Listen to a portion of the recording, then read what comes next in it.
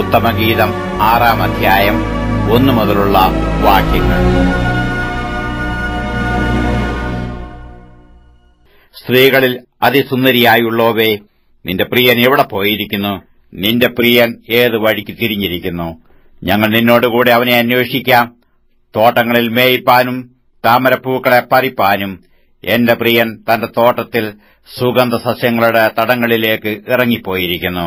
ഞാൻ എന്റെ പ്രിയനുള്ളവൾ, എന്റെ പ്രിയൻ എനിക്കുള്ളവൻ. അവൻ താമരകളുടെ ഇടയിൽ മേയ്ക്കുന്നു. എന്റെ പ്രിയെ, നീ തിർസ പോലെ സൗന്ദര്യമുള്ളവൾ, യെരുശലേം പോലെ മനോഹര, കൊടികളോടുകൂടിയ സൈന്യം പോലെ ഭയങ്കര. നിന്റെ കണ്ണ് എങ്കൽ നിന്ന് തിരിക്ക, അത് എന്നെ ഭ്രമിപ്പിച്ചിരിക്കുന്നു. നിന്റെ തലമുടി ഗിലെയാദ് മലഞ്ചരിവിൽ കിടക്കുന്ന കോലാട്ടിൻ കൂട്ടം പോലെയാകുന്നു. നിന്റെ പല്ല് കുളിച്ചു കയറി വരുന്ന ആടുകളെ പോലെ ഇരിക്കുന്നു. അവരൊന്നും മച്ചിയായിരിക്കാതെ എല്ലാം ഇരട്ട പ്രസവിക്കുന്നു.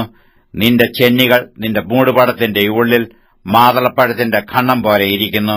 60 രാജ്ഞികളും 80 വെപ്പാട്ടികളും അസംഖ്യം കന്യകമാരും ഉണ്ടല്ലോ.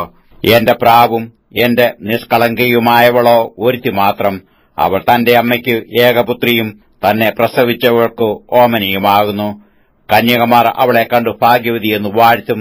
രാജ്ഞികളും വെപ്പാട്ടികളും കൂടെ അവളെ പുകഴ്ത്തും. അരുണോദയം പോലെ ശോഭയും ചന്ദ്രനെപ്പോലെ സൗന്ദര്യവും സൂര്യനെപ്പോലെ നിർമ്മലതയും കൊടികളോടുകൂടിയ സൈന്യം പോലെ ഭയങ്കരത്വവും ഉള്ളോരിവളാർ.